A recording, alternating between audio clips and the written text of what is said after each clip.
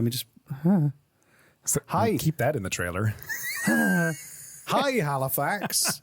It's me, Reese, from Canadian Politics is Boring, with Jesse from Canadian Politics is Boring. Hello. And we've got a live show. We should have run this. Reese loves improving. We've got a live show in person. This totally sounds scripted, doesn't it? Yeah. No, we're doing it. We're finally doing a live show in person, in the flesh. If you are in Halifax, Nova Scotia, this Thursday, August the 19th at around 6 p.m. ish, we will be in Grand Parade in downtown Halifax, performing on stage the Halifax Trivia. Ultimate Halifax Trivia. Or Ultimate Halifax Quiz. This is a really good trailer. I messed this up so much. It's fine. So Reese is going to come up with questions about Halifax, and me and other participants, other comedians are going to be tested, and for a undisclosed prize that he's going to present to the winner. It's free.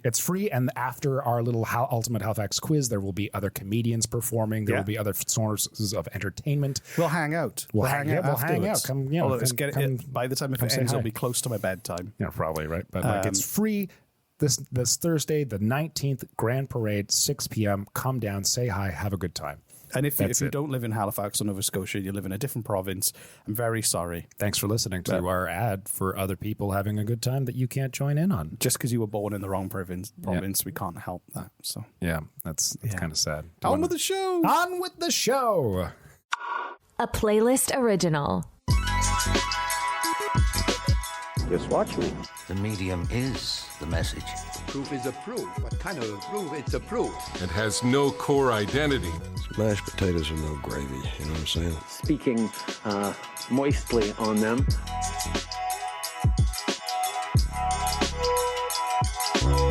Hello and welcome to Just Watch Me. I'm Kate. And I'm Liv.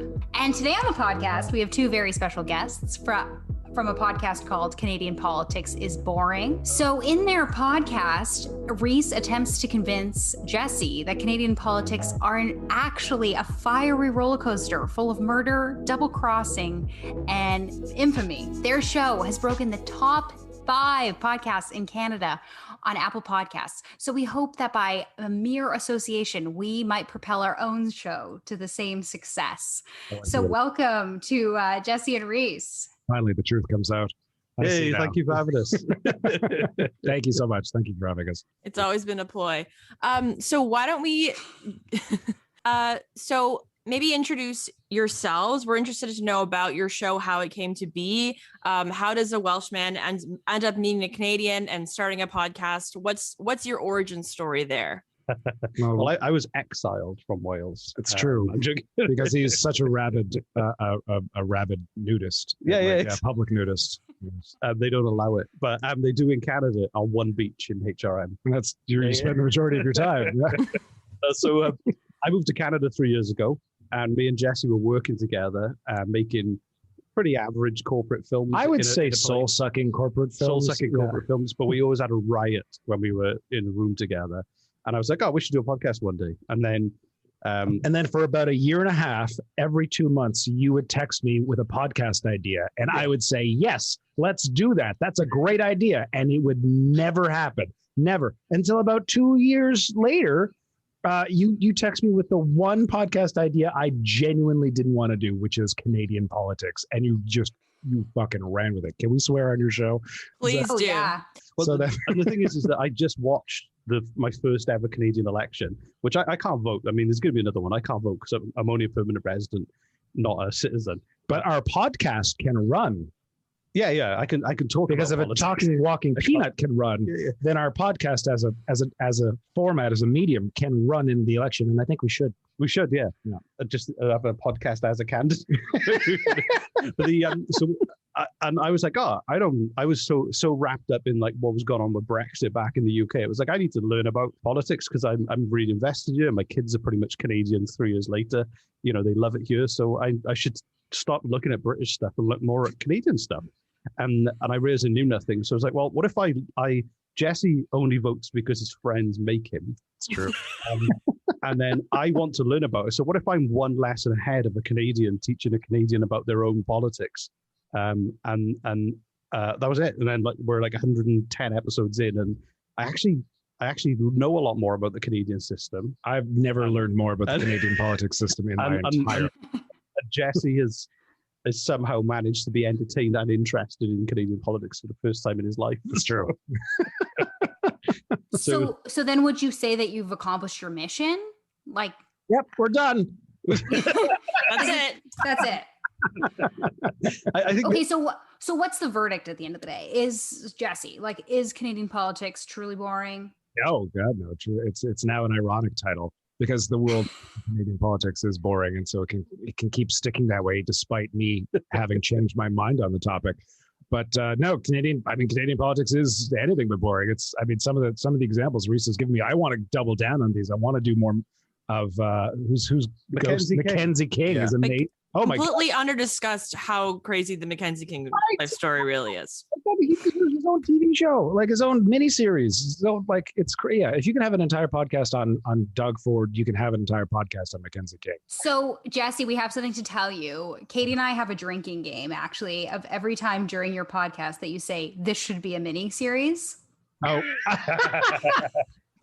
You need to email them to us to remind us. yeah, that we need that's to- great. Oh my God. No, hold on. Please tell me that's true. Is that actually true? Because that would be amazing if someone actually made a drinking game.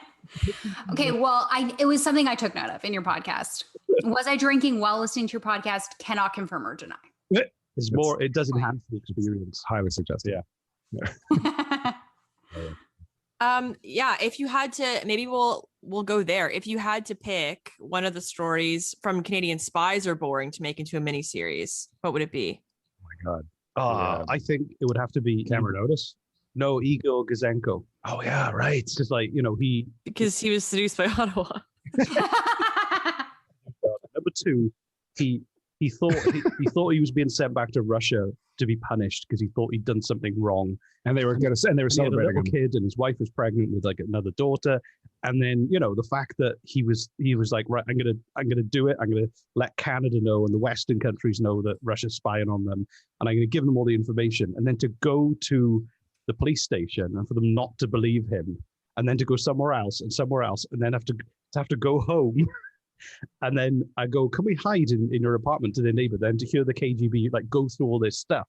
It's just such an epic story. It is an epic story. I mean, that would make an amazing like one-off Netflix series. And exactly. And then for him to then spend the rest of his life, when he did public appearances to talk about his book, to wear a pillowcase over his head with eye holes cut out. Yeah, because he was on the run from the KGB. Did you tell me that? Was that on the show? Yeah, I thought he wore a hat. I didn't know he wore a pillowcase. Was there a pillow? It was sure it looked like a pillowcase or something over his Like a head. balaclava? I would have worn a balaclava because a pillowcase is Like, that makes a lot of sense. Like that's. I feel like a that's really what balaclava we would have balaclava remembered. is. That slipped Yeah. a few inches to the right or left, and you got a pointy edge of the pointing straight up. That's not a good look. anyone cold? Do you want me to light this piece of wood? It's dangerous. That was pretty wild part of the story when you revealed that he had brought his documents, he had brought his stuff to the RCMP, and they were like, no thanks, it's okay. Like, espionage is usually something that the cops kind of care about. Like, the fact that he had to convince them was pretty wild. Also, Mackenzie King, like, just being fed up and going, oh, this is going to be work. That's what Mackenzie. Just go, can we just pretend it didn't happen? For him to be like, he was obviously burnt out from World War II, which is understandable, but he just want to accept the truth that Russia has had a lot of moles in Canada. Really, that was the most. I think that was the most easy to translate to screen. Was Mackenzie King not believing? Well, then we can do a spin-off. The whole thing, just the whole story. But I thought you were going to say the most believable aspect of that was Mackenzie King not believing him. Which would be great because then we could use that and really like hone in on that for an episode and then hopefully do a spin-off called Oh Mackenzie. Yeah. It's like a sitcom. Right. Yeah. That could be the tagline, the slogan in the show. Oh Mackenzie. Changing gears slightly back to the spies. Oh, really? If I might. Talking about spies. Do we need an ASMR break? So your main podcast, like we talked about, is about politics, and now you're talking about spies. So how did that happen? What was it about? Was there a particular story that really got you invested? Well, we did an experiment last December where we did the Winter Festival of Unaligned Celebration Advent Calendar.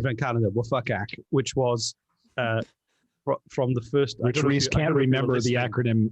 Yeah. Up to this day, I can't remember my own acronym. But it was basically every day leading up to the 25th, we did a daily show that was just talking about funny politics in winter or to do with seasonal holidays and everything like that. Like one of them was, guess how many Canadians drink eggnog here? Like it was just stupid little. And the funny thing is Reese meant to have that be like a 3-minute little podcast per day. And it ended up being like 20 minutes every single day. Edited a daily show for 25 days was tough. But but it went really well. Like we got really good feedback from the listeners, and now they expect us to do one every year, which I'm already. You really painted yourself in a corner there. I knew that was going to happen, by the way. I don't know how you didn't see that. But I thought we were getting to the middle of the year, and I was like, oh, we should do something else. And we thought, like, roughly in the middle of the year, it'd be good to do another daily. And I was because the show's about politics, and we're trying to find stories about politics. A lot of these spy stories didn't really fit. I'd come across them because spying and politics kind of goes hand in hand. But I was like, oh, it'd be cool if we just did a season of spy shows, and then also might draw a new audience in, because a lot of people don't even waste their time even testing out political content. But if you talk about spies and something different, that might draw people in. And it was just an experiment for those reasons, I guess. But and it's just fun. I like the intensity of doing a run of daily shows, and just to choose. He says that before he does them, but then in the middle and at the end, he swears he'll never do one again. Yeah. But then he does. It's a terrible idea.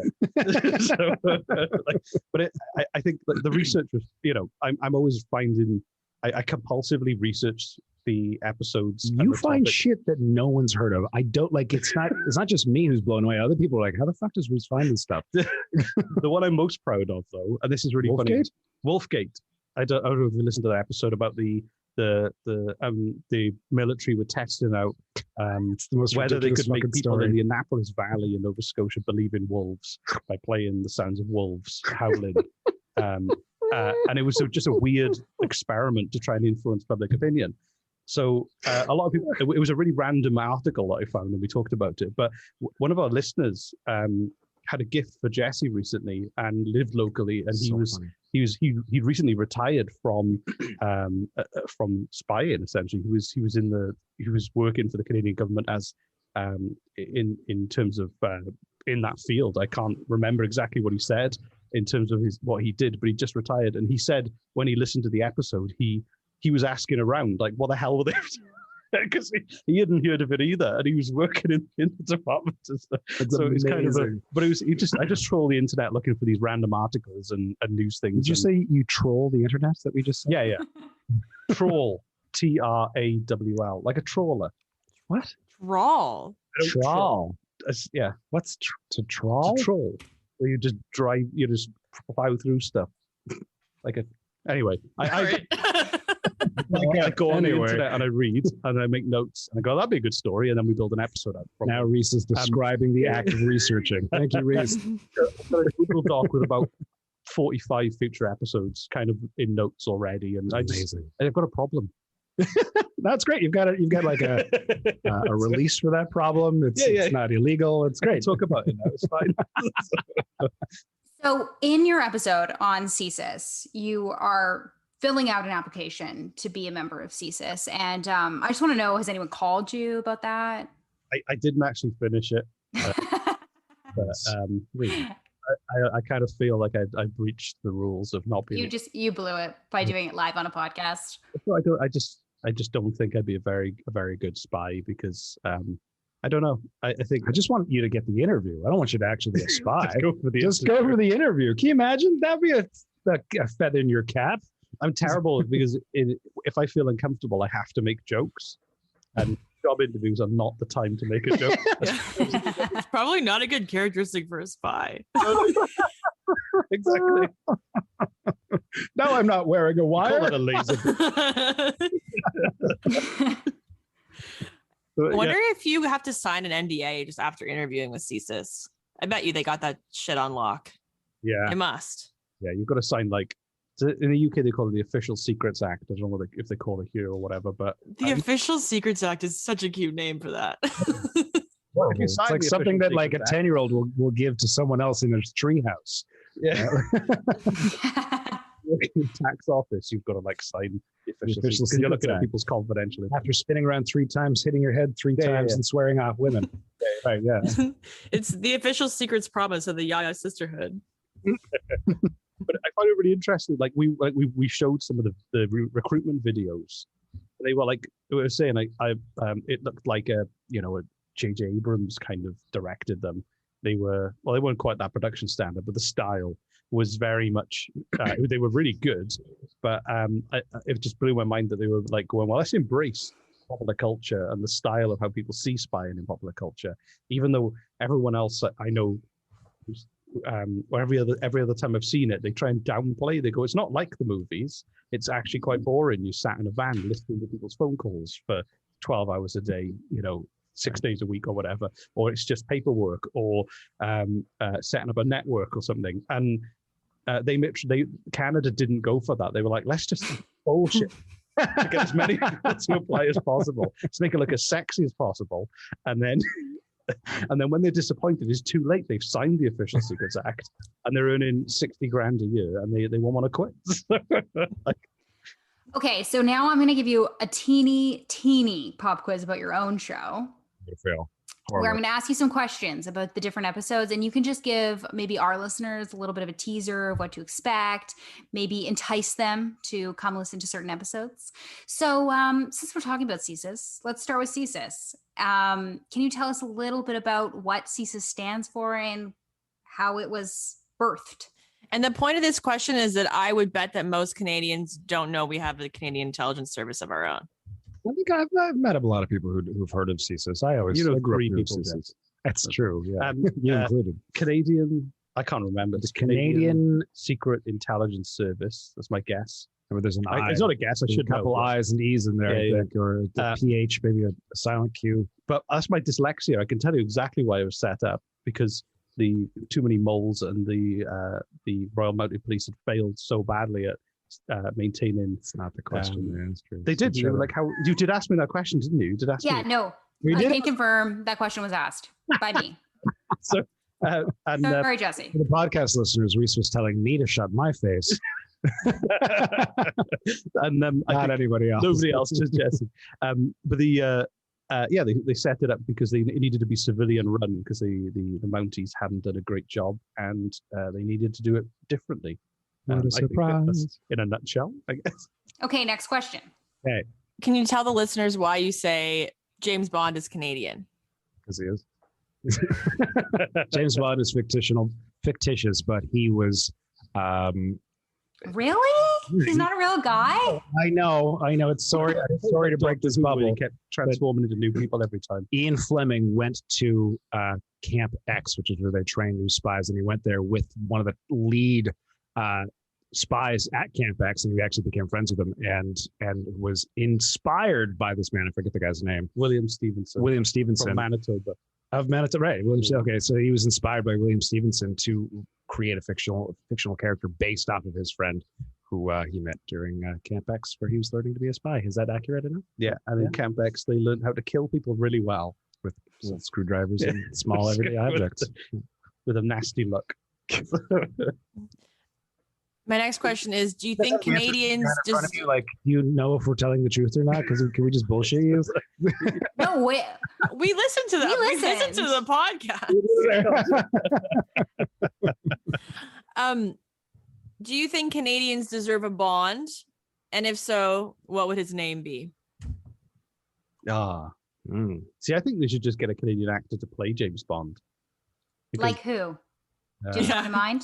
Seth Rogen, I guess, is the best Canada has to offer. But I think if Canada had a Bond, it would be like a Seth Rogen type. I don't think that Canada could have a serious Bond, like a self-serious Bond. I mean, I could see Justin Trudeau moving on to being a spy because he did act, didn't he?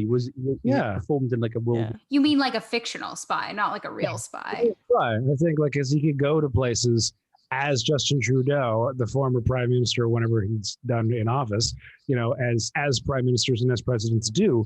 But while he's there, dun dun dun dun, he puts on like another man's mask of that person's skin over his. That's how it works, right? And then is that what they're still doing? This I don't know.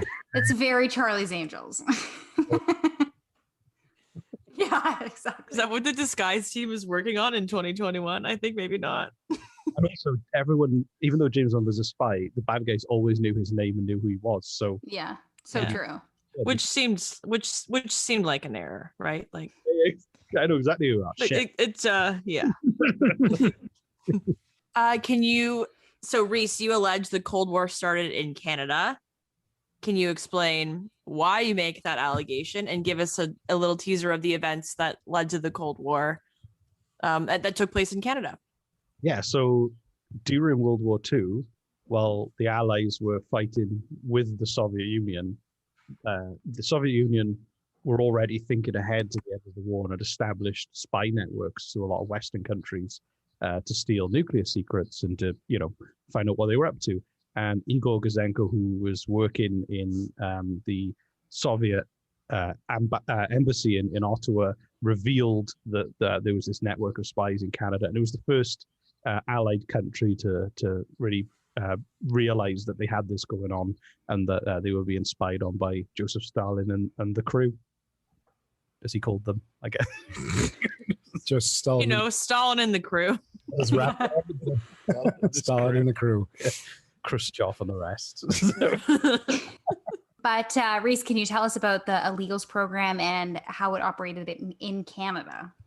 Yeah, so it was kind of real deep cover spies. The idea was if you met a spy who was from the illegals program, as far as you knew, they were either born in Canada or they were typically from a lot of them had come from Canada, but they would seem as American or Western as they were supposed to be, as if they'd lived their whole lives and they had no hint of being from abroad, really. And they would steal the identities of dead people from those countries, start families, build businesses, and it was when it was exposed, it kind of blew people's minds the level they'd gone to in terms of like planting these people who were almost undetectable, really. We did an episode, if anyone's interested, on Gordon Lonsdale. So that was he was a fake Canadian too, and he had a similar story to an illegal. He like stole an identity from a dead Canadian or like a child dead who children. died. Yeah. In Canada. And then he went to England and did some crazy stuff. And we did it because the RCMP was was critical in bringing down the Portland spying because of Gordon Lonsdale. But my favorite part about learning about the illegals was that they went so far to do all this stuff, to create these fake identities, they were like supposedly excellently trained, but a lot of reports found that a lot of them were quite ineffectual and kind of did nothing and kind of did like weird harassment espionage and not actually like, bringing down North America, and mostly just would like, I don't know, screw with people when they weren't at home. I love, that's what I loved about The Americans, the TV show, was that they played it off where the one, the wife was still really on course with the mission, and the husband was like, I quite like 1980s America and Reagan. This is pretty cool. I got a Trans Am. I don't know. Seduced by the Trans Am. Exactly. So I like how the to stay true to that mission for so long, having kind of living in that environment and stuff, is so weird. And I felt I was so happy the kids got citizenship, because like what a rug to have pulled under from you. Hey kids, turns out that your parents they stole the identities of two dead Canadians. They're actually spies for a foreign country, and you have to go and live in Russia now. Like when you're a teenager, you're going through enough already. You don't need that. I don't know. Looking back on me growing up in Canada. Yeah, thank you. Please continue. When we first moved to Canada, our first Canada Day as a family, like with my wife and my kids, we were kind of like, is this what you do? Do you wave flags on your head? And we bought loads of stuff, and we were just like, And I was like, we were like joking about the fact it was like we were calling ourselves the Canadians. Put the hat on, the maple leaf on, and everything. So you have an episode about weapons of mass destruction in Canada. And I was pretty surprised to find out that there is some, I don't even know what to call them, bombs off the coast of Nova Scotia. So can you tell us about that? Yeah, it's at the end of World War II, they were like, hey, we made all these bombs and bullets and things and chemical weapons. Well, there's a lot of chemical weapons. So they just dumped them in the ocean. And then on a map. Seems safe. Yeah. I think I asked you this before, but do you know if they're radioactive in nature? I don't think they're radioactive, but I think there's some bad stuff in there. Because there was the maritime, not the maritime provinces, but specifically Nova Scotia, maybe PEI in New Brunswick. So, okay, the maritime provinces have the highest rate of cancer in all of Canada, to the point where they're they've issued a study. They're like, what the fuck is going on? That's weird. Oh, I heard about this. It's so funny that you said that. Yeah, it's true. If it has anything to do with a huge, maybe it's the huge dumping of radioactive weapons outside. And then the lobster that like grow on top of them and then we eat them. Yeah. I don't think lobsters grow. They go, it's glowing and they go on there and they go, yeah. You see the blue ones? That's where the blue ones come from. Exactly. Yeah. But I think like, yeah, there's been there for 60 years. And I, because like we said in the episode, there's a bunch of missing nuclear weapons that are in bogs or at the bottom of the ocean. And they do have, fissionable materials. Is that the right term? I don't know. Nuclear, potentially like, nuclear material and radiation could leak out of them in the future. If like salt water corrodes or whatever, or a rock falls on it, or it's if salt water or a kid kicks it, when salt water corrodes. I love that nuclear weapons are missing. It's like, oh, I thought it was in this cupboard. Like, how do you? It's Savannah in Georgia. There's a bomb that is famously lost in the bogs there. And I spoke to a guy because I was pitching an idea to the BBC about missing nuclear weapons that they never got made. But I spoke to him, and he spent his whole life looking for missing bombs, and he lived near where this bomb is supposed to be. And it's just mind blowing. You think that apparently he said like half the community want to find it and work out where it is and get it. The other half would want to ignore it and just carry on with life. it's such a weird thing to try and wrap your head around. It's like, should we look for this weapon that could wipe us all out or poison the waterways, or should we just pretend it's not there and just drink this beer and just chill out? What's your favorite episode of your miniseries and why? The last one, because it's over. Pretty sad. Wow, you guys are really selling it. Yeah.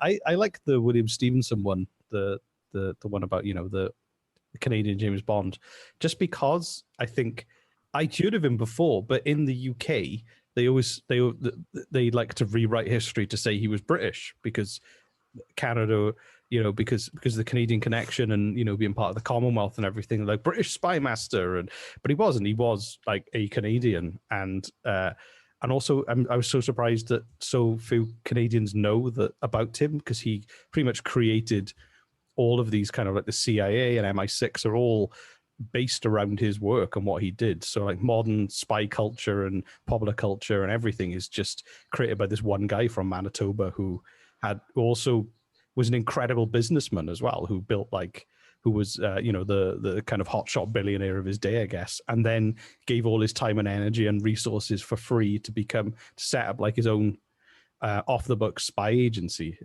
It's just crazy. I just think that it's just fascinating and not talked about enough, I guess. Maybe it is. I'm just in the wrong. No, I completely agree. I'm actually from Winnipeg, and like people in Winnipeg love to talk about everything that's from Winnipeg, especially Winnie the Pooh. I don't know if you knew that. And I do. Yeah, now you do. And and not a mention of James Bond being actually from Manitoba. Could be a museum. I think 100%. 100%. $1 million idea right there. Winnie the Peg Museum? No, Winnie the Peg. Winnie the Peg. It's just a clothes peg in a forest. And a little boy playing with the peg. Sorry. Oh God. I thought, again, I'm from the UK. Everybody used to pretend that was like a British story, because they Winnie the Pooh. I think British. Well, it is. It is. The only part of it that's from Winnipeg is the bear. The bear was like were in.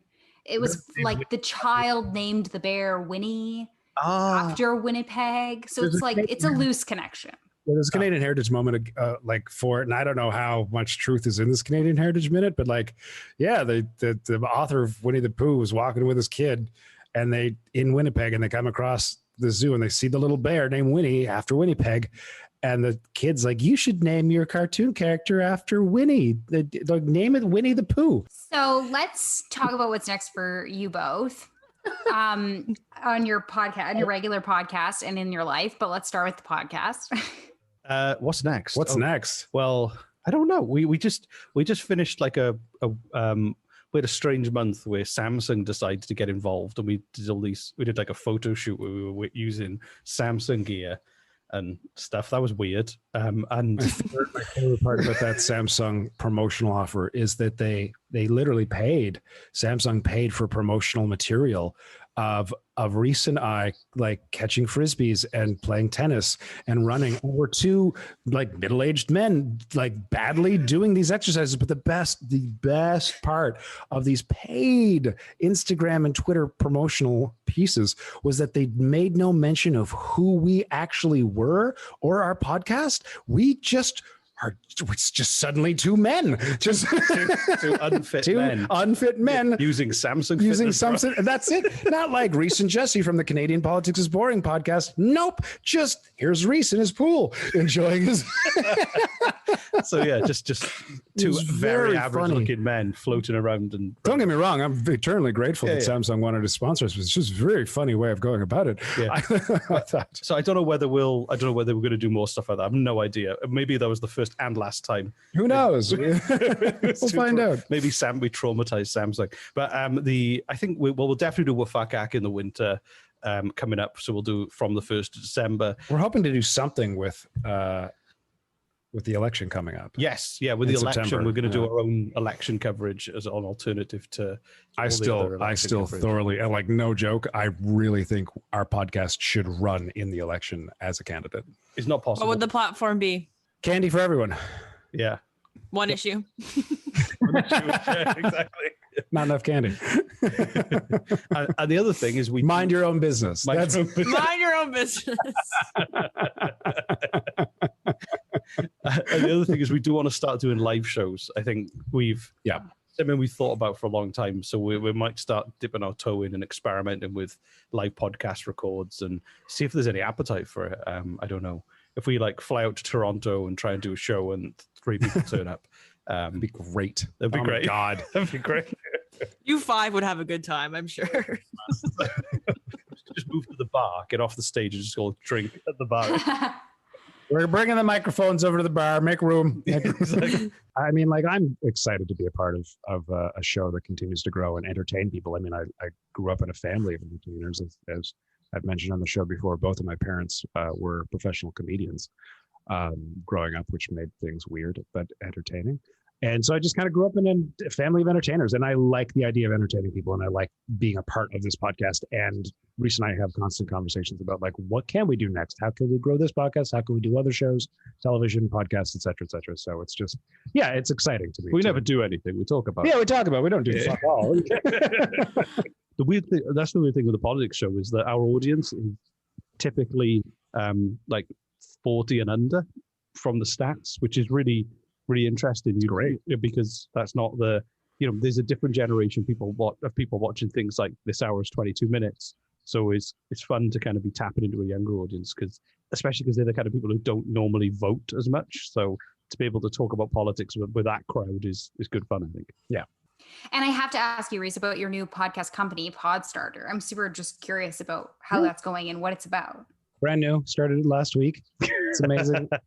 It's terrible. We make awful shows. It's true. No, hopefully, no. We launched about 2 years ago, and we make we make business shows. We're currently making a show about which is a really hard show to make because it's really really heavy to listen to, but it's about transition houses for women who are fleeing domestic violence, which is kind of like a documentary podcast that we're building. We do, there's another comedy show that we've got called The Demon Seed, which is a spin-off of a show I used to make in the UK. And that is on episode 4 at the moment. It's grown really well too. We've got a show called Little Blue Suitcase, which is about a guy who found love letters between his grandparents in World War II in a little blue suitcase in the basement. And we do like corporate work, and yeah, it's cool. We're based in Halifax, but we're making a lot of shows at the moment. It seems to have taken off. People seem to like podcasts all of a sudden. I remember when nobody else did.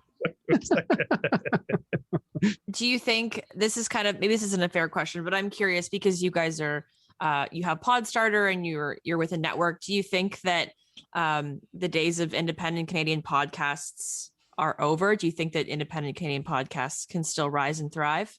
Of course. Might cut this question. I'm just curious what you guys think. No, Canadian Politics is Boring has nothing to do with Podstarter. No. It's a separate thing. And we Reese literally just wrote to Apple Podcasts and straight up asked them, hey, can we get a new and noteworthy, please? And they said, sure.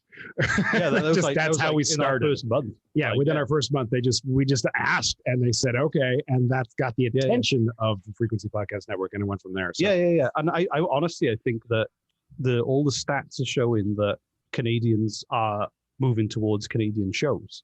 And you just got to look at a lot of the front page of Apple or the front page of Spotify, and there are a lot of original Canadian offerings. And I think that as time goes on, there's podcasting is still growing, it's still expanding, it's constantly changing. But I don't think that networks are great, and I think that they'll always be good because they'll be able to put money into making certain kinds of shows. But I think podcasting's always been this grassroots thing. It's always been people in their basements talking to their friends, and it's kind of, there's an accessibility to where anyone can start a podcast. And I don't think that will ever go away because all you need is a smartphone or a small recording equipment. And in my head, I want the bar to remain low, because if you don't have the money or you don't have a lot of time, but you still have something important to say or a cool show idea, you should be able to make it. And that still does happen. And I think that, while networks are able to kind of cloud out the front page with releases because they build those relationships, I like to think that, there's still the opportunity for independent shows to go through, because this show's only existed for a year, and we didn't have any money or anything to get started, and I didn't know anyone in any networks before we set up, and we just started having fun and talking nonsense, and people seem to like it. And don't forget also that there's different layers, different types of success when it comes to podcasting. A lot of people don't talk about. Most people, when they talk about a successful podcast, they are thinking strictly in terms of audience numbers, a la Joe Rogan sort of thing, where if you don't have millions of listeners to be able to draw in an audience, sponsorship deals, then why even bother? But that's not the case at all. There's a lot of different reasons. Actually, that's one of the reasons Reese got into Podstarter, from what he told me, is there's companies that just want to be able to express certain information to people who are already their customers or their customer base. And that could be 1,000 people, or that could be 500 people. And if they're reaching that 500,000, people who are already interested in that, then they've done their job. I know people who use their podcast as a cathartic release, almost like my one of my podcasts that I listen to. I've mentioned it a bunch. We Live on a Planet. Patrick, he uses it almost like a personal journal for himself, and he's got a number of people who listen to it on a regular basis because it's relaxing and calming. And so there's different metrics of how are you expecting to measure success with your podcast? And if the answer is only ever, I want to make millions of dollars through advertising and having millions of listeners, good luck. It's definitely possible, but that's not the only type of success you can have with a podcast. Yeah. I mean, Laura Palmer hasn't solved the missing man on Vancouver Island, but she's put out this show, and investigated a story that she thought was under investigated. And since putting that out, she's gotten all kinds of tips and people are talking about it. Like there's lots of good reasons to have a podcast beyond, becoming Joe Rogan. You can do a lot of good and like people are using it in a public interest kind of way. And I think that's awesome. Think about the amount of really, really cool people you guys have been able to meet because your show exists. Totally. Right? We've also made a lot of friends too from podcasting. Yeah, you can make a lot of friends. Very under talked about, I feel like, but it's just like, it's a great community. Like, especially in Canada, it's just not that big and it's such a great community. And I find that like everyone we meet is so cool and like kind and wonderful. So it was a pleasure to meet you guys today. So can you tell us, where can people find you? Where can they listen? You can find Canadian Politics is Boring anywhere that podcasts can be found, such as Spotify, Apple Podcasts, Stitcher Network, and the other ones. And the other ones that nobody uses. Less than 1% of people. And also CanadianPoliticsBoring.com. Our half-finished website. Got a website that is poor. Some really cool pictures, though, worth seeing. We're you put pictures on this. You did I? Yeah. Oh, okay. Yes. Yeah, Jesse's like doing a one-handed handstand. Oh yeah, my days. Am I more familiar with it? You guys? Wow. I used to do capoeira when I was younger. Spell everything. But I think unlike I don't know, Reese puts a lot of really funny stuff on our Instagram. Yeah, as well. So he's constantly kind of urging people, and we've grown quite a bit. I think we're up to 700 Twitter followers and 500 something, 600 Instagram. We're not a powerhouse, but like we were at like dangling on 50 people for like a number of months. Yeah. And then it just kind of kept like Reese he won't shut up about the Instagram. He won't. And it grows. A lot of humble bragging here, you guys. There's nothing humble about it. There's 7. so 811 followers on Instagram is what I'm seeing. Oh wow! We've got one since this conversation happened. There you go. Fantastic. Well, thank you so much, you guys, for coming on the show, and we hope to have you back again. Thank you. We have to do a call to action. We do a call to action at the end of every show. Yes. Okay. The call to action should be either my call to action or Reese's call to action, and you guys can have a call to action. And our audience listener can decide for themselves. My call to action, you dear listener, is to go to CanadianPoliticsIsBoring.com's merch site and purchase for you or a loved one a Seduced by Ottawa t-shirt. Reese, what's your call to action? Mine is just have a nap.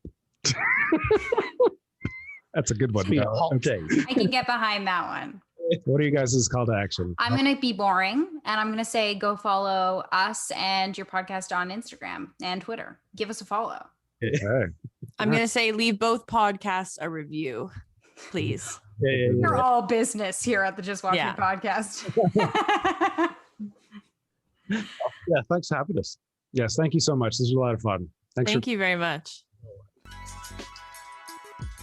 If you want to keep up with us in between episodes, you can follow us at Just Watch Me Pod on Instagram and Twitter. Send us your thoughts and feelings about the show at justwatchmepodcast@gmail.com. And it really helps us if you can rate and review the show on Apple Podcasts. Thanks. See you next week.